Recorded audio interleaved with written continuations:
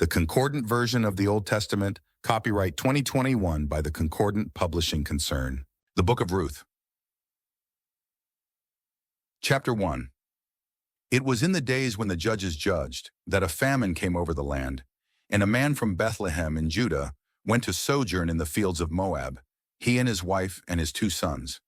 The name of the man was Elimelech, the name of his wife was Naomi, and the names of his 2 sons were Mahlon and Chilion. They were Ephrathites from Bethlehem in Judah. They came to the fields of Moab and stayed there. When Elimelech, Naomi's husband, died, she remained, she and her 2 sons. They took up Moabite wives for themselves. The name of the one was Orpah, and the name of the second was Ruth. And they dwelt there about 10 years. Then Mahlon and Chilion, both of them, also died. Thus the woman remained without her 2 boys and without her husband. She got up with her daughters-in-law to return from the fields of Moab, for she had heard in the field of Moab that Yahweh had visited his people and given them bread. So she went forth from the place where she had been, and her 2 daughters-in-law were with her when they went on the road to return to the land of Judah. Yet Naomi said to her 2 daughters-in-law, "Go, turn back, each of you to her mother's house. May Yahweh deal kindly with you, just as you have dealt with the dead and with me. May Yahweh grant you that each may find a resting place in the house of her husband." When she kissed them, they lifted up their voice and wept. They said to her, "No, but with you we shall return to your people." Naomi replied, "Turn back, my daughters. Why should you go with me? Have I yet sons in my internal parts who might become husbands for you? Turn back, my daughters. Go, for too old am I to belong to a husband. Even if I would say, there is expectation for me, even if I would belong to a husband tonight, even if I would bear sons, should you look forward for them until they grow up? Should you refrain from marriage for them so as not to belong to a husband? It must not be, my daughters, for it is exceedingly more bitter for me than for you, for against me went forth the hand of Yahweh." Then they lifted up their voice and wept again, and Orpah kissed her husband's mother and turned back to her people. As for Ruth, she clung to her. So Naomi said to Ruth, "Behold, your sister-in-law has turned back to her people and to her Elohim. Turn back after your sister-in-law." Yet Ruth replied, "You must not persuade me to forsake you, to turn away from following you. For wherever you go, I shall go, and wherever you lodge, I shall lodge.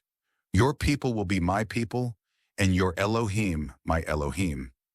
Where you die, I shall die, and there I shall be entombed.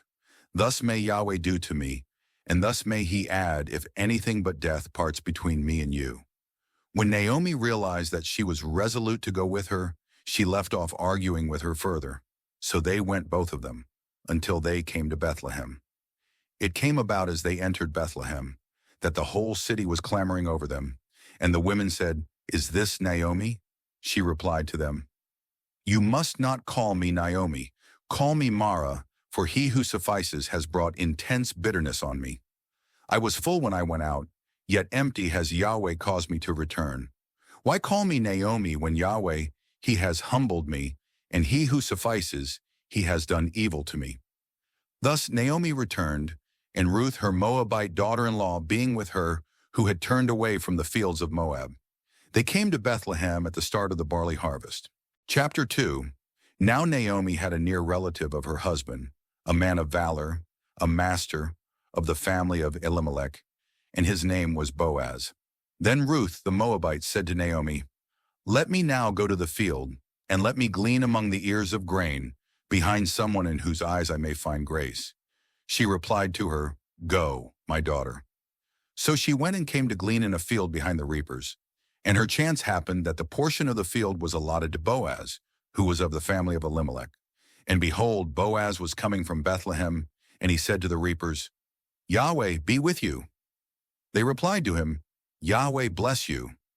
Then Boaz said to his lad who was stationed over the reapers, "Whose maiden is that?" The lad who was stationed over the reapers answered and said, "She is the Moabite maiden who returned with Naomi from the field of Moab." She pleaded, "Please let me glean, and I will gather among the sheaves behind the reapers." She came early and has stayed since the morning until now. She did not even pause in the field a little while. Boaz said to Ruth, "Behold, hearken, my daughter. You must not go to glean in another field. Also do not cross over from this one. And thus shall you follow hard behind my maidens. Let your eyes be on the field which they are reaping, and you must go behind them. Behold, I have instructed the lads not to touch you at all. When you are thirsty, then you may go to the vessels and drink from what the lads shall bail." Now she fell on her face, bowed herself down to the earth, and said to him, "For what reason have I found grace in your eyes to recognize me, since I am a foreigner?" Boaz answered and said to her, "It was told to me, all that you have done for your husband's mother since the death of your husband, how you forsook your father and your mother and the land of your birth, and went to a people you had not known heretofore. May Yahweh repay your deeds. May your reward be equitable from Yahweh the Elohim of Israel, under whose wings you have come to take refuge." She replied, "May I always find grace in your eyes, my lord, for you have comforted me, and you have spoken to the heart of your maidservant. As for me, I am not even like one of your maidservants." At eating time, Boaz said to her, "Come close hither, and you will eat from the bread, and you will dip your morsel in the vinegar." So Ruth sat down by the side of the reapers, and Boaz held out toasted grain to her. She ate and was satisfied, and had some left over. When she arose to glean, Boaz instructed his lads, saying, "Even between the sheaves let her glean, and you shall not mortify her. Moreover, you shall pull out for her some stalks from the swaths, and you will leave them, that she may glean, and you may not rebuke her." She gleaned in the field until evening.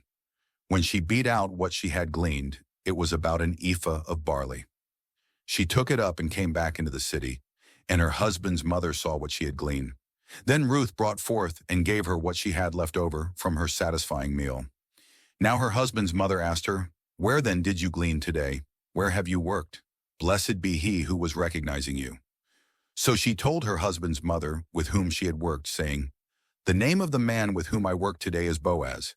Naomi replied to her daughter-in-law, "Blessed be he by Yahweh, who has not forsaken his benignity toward the living and the dead." And Naomi explained to her, "This man is a near relative of ours. He is one of our kinsmen redeemers." Then Ruth the Moabite said to her husband's mother, "He even told me, 'You shall follow hard behind the lads who are mine until they have finished all the harvest that I have.'" Naomi replied to Ruth, her daughter-in-law, "It is best, my daughter, that you go forth with his maidens, so that the lads in another field may not touch on you." So she followed hard behind the maidens of Boaz, to glean until the barley harvest and the wheat harvest were finished, and she dwelt with her husband's mother. Chapter 3. Naomi, her husband's mother, said to her, "My daughter, behold, I should seek a resting place for you, that it may be well with you. Now behold, there is our near relative Boaz, with whose maidens you have been. Behold, he will be winnowing barley on the threshing site tonight. So bathe and use lotion, put your raiment on you, and go down to the threshing site. But do not make yourself known to the man until he has finished eating and drinking. When it occurs that he lies down, then get to know the place where he lies. Later you must go there. You will expose his feet and lie down. As for him, he shall tell you what you should do." Ruth replied to her, "All that you say I shall do." So she went down to the threshing site and did according to all that her husband's mother had instructed her. Boaz ate and drank, and his heart felt good when he came to lie down at the end of the grain pile. Later she went there with stealth, exposed his feet, and lay down. It came about at midnight that the man began to tremble and bent forward, and behold, there was a woman lying at his feet. He asked, "Who are you?" And she replied, "I am Ruth, your maidservant. You will spread the hem of your raiment over your maidservant, since you are a kinsman redeemer." At that he said, "Blessed be you by Yahweh, my daughter. You have shown your latter kindness to be better than the first, in not going at all after the men in their prime, whether a poor one or a rich one. And now, my daughter, do not fear. All that you ask I shall do for you. For all the gate of my people is knowing that you are an able woman. But now, though it is true that I am a kinsman redeemer, there is, however, a kinsman redeemer nearer than I. Lodge here tonight, then it will come to pass in the morning. If he redeems you, good, let him redeem. Yet if he is not inclined to redeem you, I myself will redeem you, as Yahweh lives. "Lie down until the morning." So she lay at his feet until the morning, yet she arose ere a man could recognize his associate. For Boaz had said, "It must not be known that the woman came to the threshing site." He said to her, "Get the shawl that is on you and hold it out." So she held it while he measured out 6 measures of barley and set it on her back. Then she entered the city. She came to her husband's mother, who asked, "How did you fare, my daughter?" So she told her all that the man had done for her, and she added, "These 6 measures of barley gave he to me, saying, 'You must not come back empty-handed to your husband's mother.'" She replied, "Stay here, my daughter, until you come to know how the matter turns out. For the man shall not be quiet unless he concludes the matter today." Chapter 4. Boaz had gone up to the gate and sat down there, when the kinsman redeemer was passing by, of whom Boaz had spoken. Boaz said to him, "Do turn in. Do sit down here, so-and-so." And he turned in and sat down. Then Boaz took 10 men of the elders of the city and said, "Sit here." When they were seated, he stated to the kinsman redeemer, "Naomi, who has returned from the field of Moab, has put up for sale the portion of the field that our kinsman Elimelech had. As for me, I thought I should reveal it to your ear, saying, 'Acquire it in front of those seated here, in front of the elders of my people.'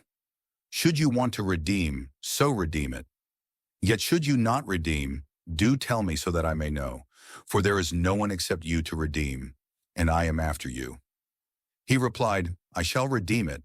Then Boaz continued, "On the day you acquire the field from the hand of Naomi, you acquire also Ruth, the Moabite wife of the dead, in order to raise up the name of the dead on his allotment." The kinsman redeemer replied, "I am not able to redeem it for myself, lest I impair my own allotment. As for you, redeem my redemption right for yourself, for I am not able to redeem it." Now this was the custom before time in Israel concerning redemption and exchange, to confirm every matter. A man would pull off his sandal and give it to his associate. This was the attestation in Israel.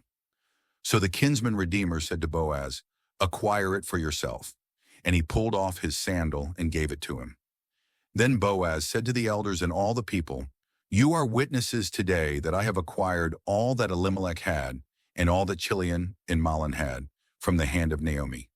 Moreover, Ruth, the Moabite wife of Mahlon, I have acquired for myself as a wife in order to raise up the name of the dead on his allotment, so that the name of the dead may not be cut off from among his kinsmen and from the gate of his place.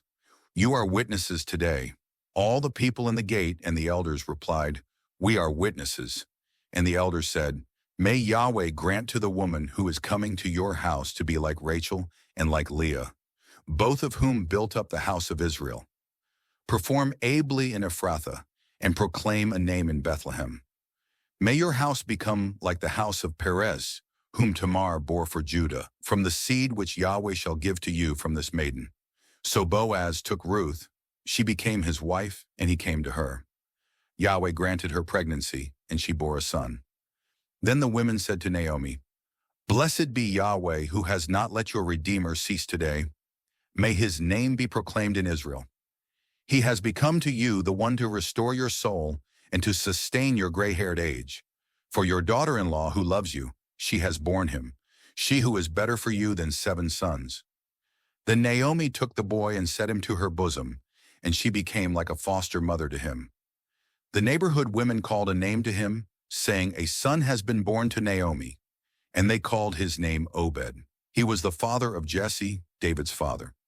These are the genealogical records of Perez.